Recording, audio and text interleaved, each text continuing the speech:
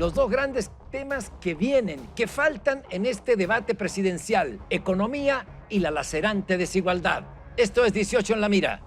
Mientras distintos meteoritos amenazan la estabilidad económica mexicana, la propuesta de los candidatos es esencial. Este será tema de hoy. Candidatas, dirigentes políticos locales, periodistas asesinados. La inseguridad no cesa y no es tema central de campaña. Esto es 18 en la mira. Comenzamos.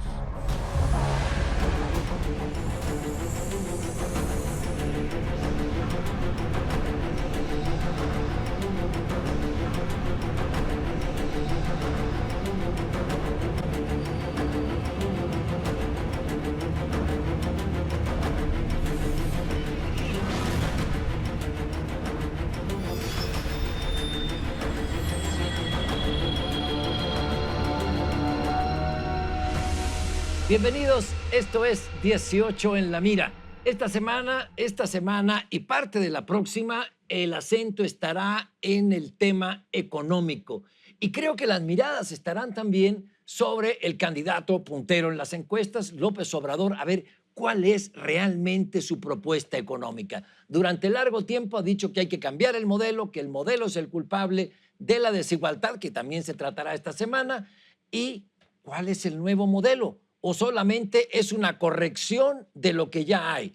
Esto es lo que tenemos sobre la mesa. Mira, yo creo que una parte fundamental de la estrategia de López Obrador ha sido la de volver a acercarse a empresarios a los que descalifica, Consejo Mexicano de Hombres de Negocios y otros más, y empezar a mandar mensajes de reconciliación prácticamente a todos.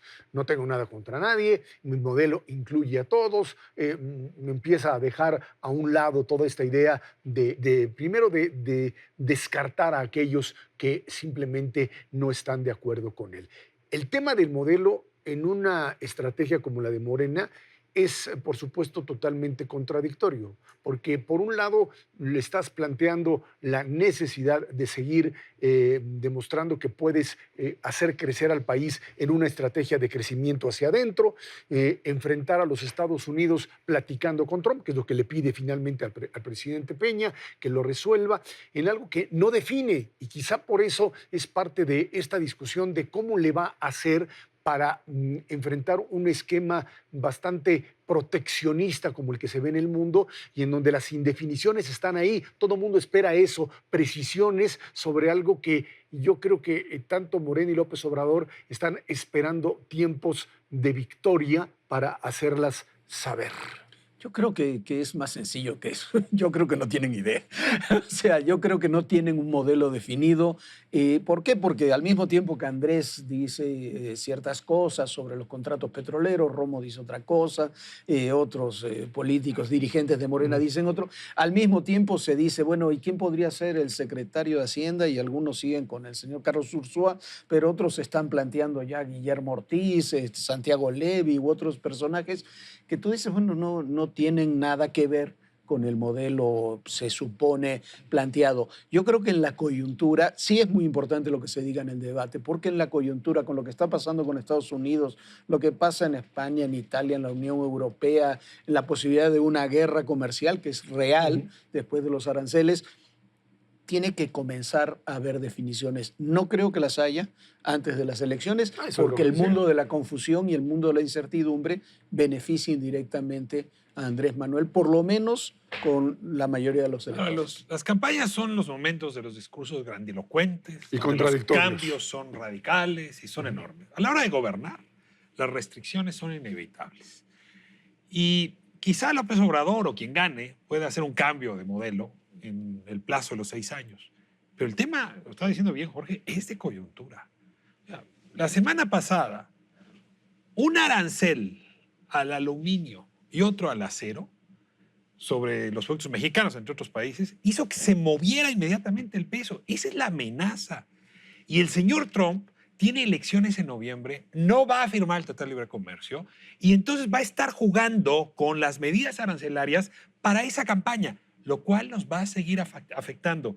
Frente a eso necesitamos un gobierno muy responsable que mande señales muy claras. Y hay 2 señales. Uno, ¿quién se va a hacer cargo de conducir la política económica. Y dos, ¿te vas a pelear o no con tus empresarios?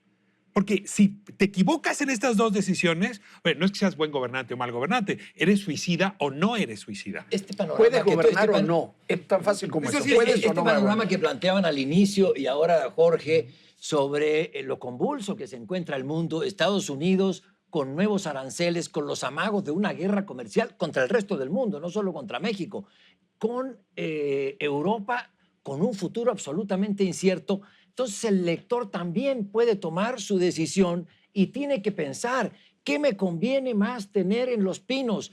Una persona que sabe de economía, que tiene preparación, que tiene conocimiento y que conoce al mundo, o una persona que no conoce al mundo y está reprobada en economía. Es la realidad, es lo que hay, está en la boleta. A ver, hasta ahora los mercados lo que han hecho es responder ante amenazas externas. O sea, hoy no se puede decir que el peso mexicano que se movió frente al dólar de los 18 hasta los 20 tenga que ver en una proporción mayor con el asunto López Obrador.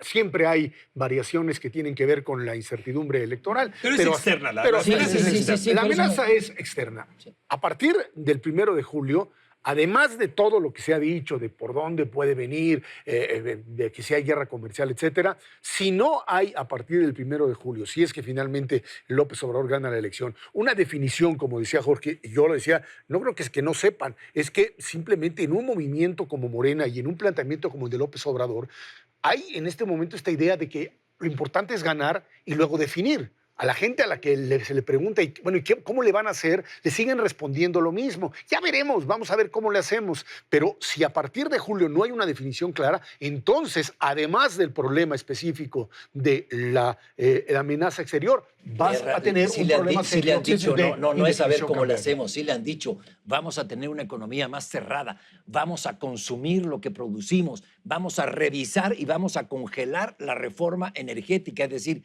sí se viene una economía cerrada, por eso no me suenan para nada más que como posibilidades o lucubraciones los nombres de Santiago Levy, Guillermo Ortiz, no. Morena está por un cambio de modelo, lo ha dicho durante pues, todos los años que lleva como candidato a la presidencia de la República. ¿En qué consiste ese cambio de modelo? Me encantaría Ahora, saberlo la con pregunta detalle. es la gradualidad, porque por un lado te dicen, vamos a hacer un cambio serio de modelo económico, está muy bien. A ver, En ¿qué? tema de ingresos, por ejemplo, ya dijeron que no van a incrementar los impuestos y que no va a haber una sea, reforma que estaba fiscal. bien lo que hizo Entonces, Peña. en el tema energético te dicen que no la van a mover en los 3 primeros años. En el tema del Tratado de Libre Comercio, al mismo tiempo te dicen que están de acuerdo con él. Es decir, la pregunta es que hay algunos dentro del morenismo que Sí. quieren un cambio rápido y radical y otros que están pensando en el gradualismo. Para mí que ya hay una disputa interna bastante Yo creo que hay una Sí. disputa interna evidente. Lo que quizás, para conjugar las cosas, lo que sucede es que en la que no hay una definición clara tampoco de Andrés Manuel López Obrador sobre lo que va a hacer. En la reunión del Consejo Mexicano de Negocios, en la reunión, en el debate del martes, si se va a hablar de temas económicos, va a tener que tomar definiciones, porque las preguntas van a ser un poco, me parece, un poco mucho más concretas, pero de la mano con eso, yo creo también que ante la posibilidad cierta de ganar, lo que se están encontrando es con algo que es muy cabrón, que se llama la realidad. Y no es tan fácil. Es canija. Es ¿verdad? canija, ¿no? Es muy, Pero en francés le salió mejor. Sí, sí. Pero es muy, muy difícil enfrentarse a la realidad. Y la gente, yo no sé Andrés Manuel, pero la gente de Andrés Manuel, por lo menos los pensantes y los que tienen influencia real, saben con qué realidad se están topando y saben que no pueden tomar medidas incoherentes. Eso me parece que va a ser lo A interesante. ver, yo creo que el problema es simplemente un problema de números. De números. Los políticos, cuando hablan de mover modelos y de cambiar estrategias, lo puedes hacer, tú puedes mover hacia donde quieras y meterle más gasto acá y redirigirlo.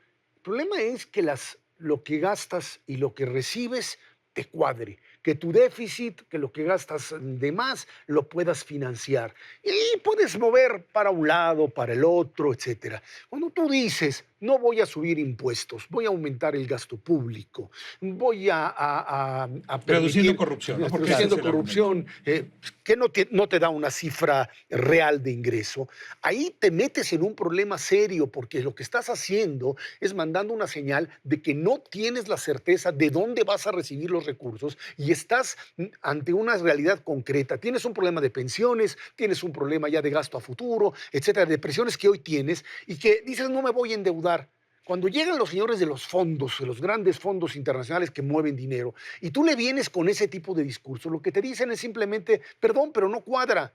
Sí, no checa y no cuadra. Y cuando eso es lo que estás demostrando, más allá de que quieras mover para acá y cerrar el mercado, si esos números no te dan, tú puedes decir que vas a mantener el equilibrio económico y financiero. Si no te dan los números, no tienes nada que hacer. La impresión que yo tengo con López Obrador, digamos, ahí haría diferencia con lo que se ha dicho, es que él no va a definirse en el próximo debate, porque ya tiene una coalición tal que cualquier definición le resta votos. La rompe. Es decir, si se mueve en el tema energético, pierde votos. Si se mueve en el tema positivo, pierde votos. Entonces, está en las generalidades Sí, porque así como gana. estrategia política. Ahora, la pregunta que yo me hago, ¿y sus adversarios dónde están? A ver, seamos serios, ya ni siquiera están en esta mesa, porque han sido incapaces de aprovechar la ventaja que les da definirse ellos mismos, ir por electorados precisos y proponer cosas.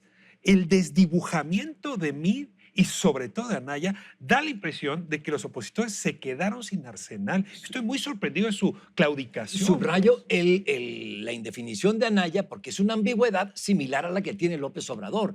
Tiene su clientela que está en contra de la reforma energética, por ejemplo, el Partido de la Revolución Democrática, y no puede pronunciarse demasiado. Dice, sí, está bien, pero se ha hecho todo mal y lo vamos a revisar todo. Es decir, no tiene un discurso estructurado.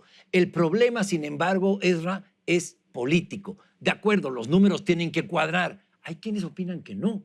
Hay quienes opinan que no. Y luego vienen los desastres económicos. El problema es político. ¿Por qué? Porque López Obrador tiene que satisfacer a todo el electorado duro que lo ha llevado a través de los años, vamos, de los lustros a el lugar donde se encuentra. Él tiene que satisfacer a la coordinadora, a los sectores populares, a las autodefensas, a lo que dicen llegamos para cambiar el modelo y al diablo los ricos y al diablo con la inversión privada.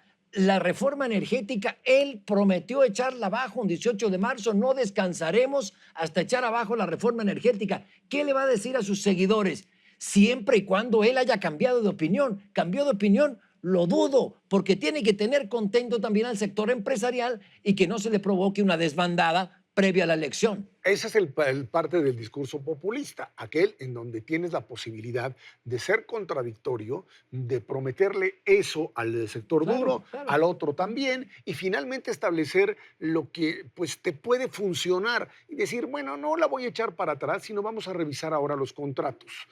Puede ser, yo te insisto, si tú puedes establecer equilibrios entre las distintas partes de los grupos que te apoyan y manejarte en esa coherencia, pues yo creo que más allá de que... No se puede. Bueno, ok, no se puede. yo te entiendo. En la historia de América Latina nos muestra que no se puede. Eso es la Tienes que política, definirte. yo te entiendo. Claro, por eso te digo, el tema es político. Perfecto. Nada más, cuidado, porque si tú sigues embarcado en esta idea de que económicamente se puede hacer esto con números que no te cuadran, ahí es cuando el asunto se revienta y entonces ahí no hay nada que hacer. Sí, no, pero bueno, ese es un poco el tema. Yo coincido también con lo que tú decías. Andrés Manuel va a tratar de navegar en la indefinición. Esa es su estrategia, no la va a cambiar a 2 semanas de las elecciones, pero las exigencias para que se defina van a ser mucho mayores de las que ha tenido hasta ahora, sobre todo en estos foros. Consejo Mexicano de Hombres de Negocios, debate sobre un tema específico económico. Pero más allá de eso, yo creo que también en esto va a intervenir la realidad. Yo creo que en una coalición tan amplia como la que tiene, en un hombre donde el tema de la ambición de poder, legítima ambición de poder, es central, no van a poder gobernar con ocurrencias. Esto de que busquen un Guillermo Ortiz, un Santiago Levy, que por lo que sabemos ninguno de los dos le interesa ese trabajo, pero Sí, ¿no? el mensaje que están mandando es eso, necesitamos también anclas en la realidad económica, que no las tienen, no tienen un solo especialista importante. No digo Esquivel, Ursúa, son personajes conocidos de la academia. Formidables claro, subsecretarios. pero no son para ir a sentarse con, A ver, haz un presupuesto. con los A ver, fondos. eso ellos van a hacer un No, presupuesto. el país no no pueden puede, hacer. no puede pagar ahorita la curva de aprendizaje. No. ¿No? Y yo regreso a 1994. A ver, Jaime Serra Puche era un político excepcional. Negoció el Tratado de Libre Comercio, pero eso no lo hacía en automático. No lo hacía, claro. Un buen secretario de Hacienda. Pero además, lo hizo Y cuando un pésimo Cedillo le entra secretario. el nerviosismo en no dejar a Pedro Aspe, ¿no? Porque tendría que ver con su Con el antecesor, ahí comete un error que nos costó a todos. Yo espero que quien pudiera gobernar, cualquiera de los que gane, sí traiga 94 en la cabeza. Pero además no solo 94, sino el tema de los contactos a nivel internacional. Esto es fundamental. La figura de Agustín Cárceles, ¿por qué era importante? Porque levantaba un teléfono hacia Nueva York o hacia Washington y te tomaban la llamada. Te tomaban la llamada, es tan sencillo. Mandabas una señal, tenías quien te contestaba. Si tú eres alguien desconocido para mercados internacionales, Ahora, hasta que te Por eso es reconozcan, importante, Ezra, para el electorado son importantes estos días de reflexión del voto. Ya en serio, estamos muy enojados, unos más, otros menos, con diversos puntos. Sí, pero vamos a votar hacia el futuro, no vamos a votar hacia el pasado. Desde luego algunos castigan al pasado, pero ojo, ¿qué vas a hacer con tu porvenir? Lo vas a poner en manos de personas que no tienen conocimiento, que no tienen experiencia, ni conocen al mundo, porque el mundo está complejo. El país viene en situaciones, mencionaban el tema de pensiones, que es una enorme bola de nieve que hay que solucionar de manera técnica, no de manera populista. Ahí va a estar la definición del voto. Por eso yo pienso, soy de los que creen que sí hay una enorme ventaja, hay una tendencia que parece irreversible, pero esto no se ha decidido. Ahora, malas noticias. No solo nosotros, ciudadanas y ciudadanos con credencial de elector, votamos. El capital también vota. Y desde luego que vota en estos procesos. Y con ellos también hay que tener una conversación, sobre todo en un país donde está tan concentrada la riqueza en tan pocos.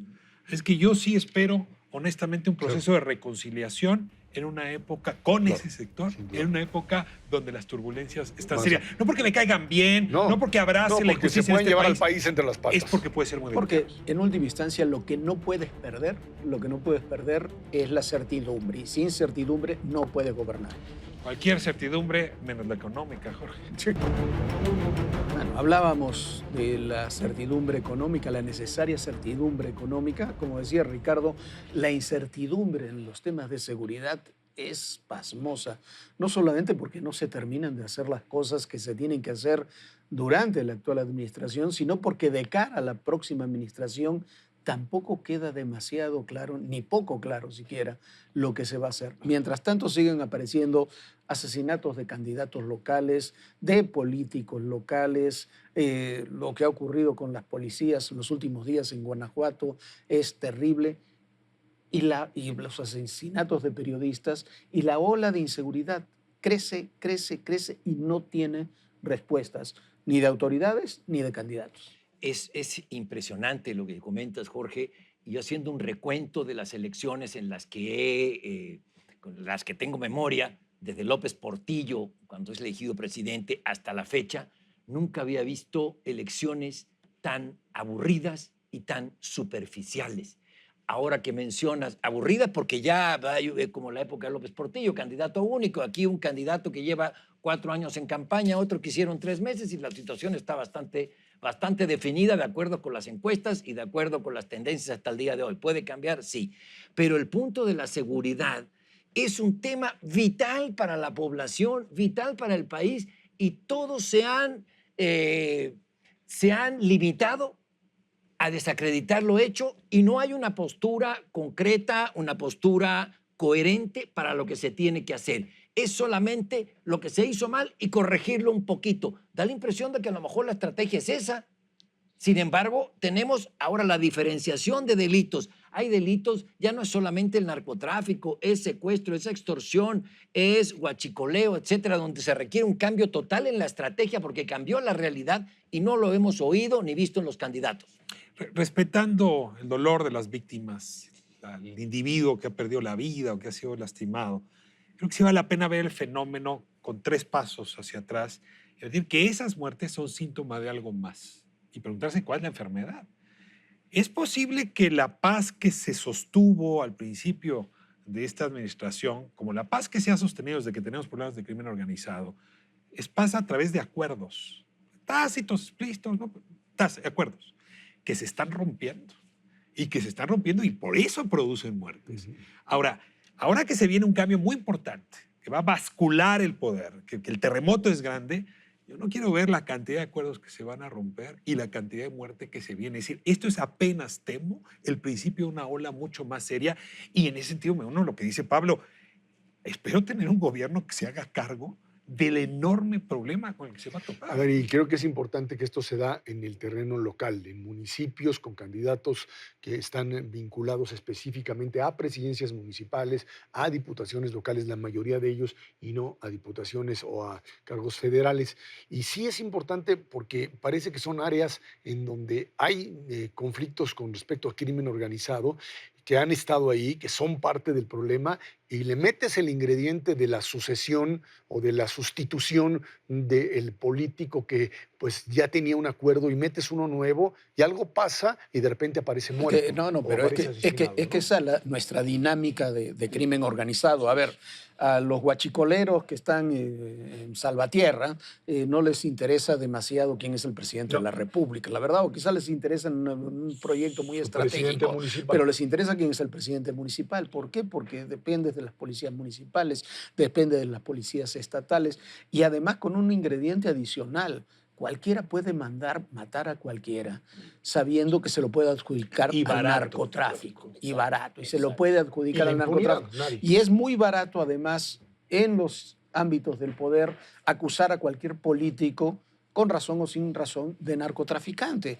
Entonces, o de corrupto o de narcotraficante. Entonces, se han perdido esos límites y al narcotráfico se le hace muy sencillo operar en todo ese ámbito. Pero más allá de eso, que no haya reacción ante lo que está ocurriendo, que simplemente, bueno, mataron a un periodista, qué pena, y mataron una candidata, y qué pena, y no pasa absolutamente nada. Eso me parece lo más preocupante. Creo que ahí es donde está el punto central, una impunidad que se ha convertido en prácticamente un modus vivendi que puede para crecer, la clase ojo política. con lo que decía Ricardo, claro, puede crecer. Porque si eso genera un cambio local, imaginemos el cambio local y federal. A nivel nacional. Bueno, pues esto es finalmente lo que sucede en un país en donde en los temas de impunidad a nivel local y a nivel nacional se producen. Muchísimas gracias por habernos acompañado. Esto fue 18 en la Mira.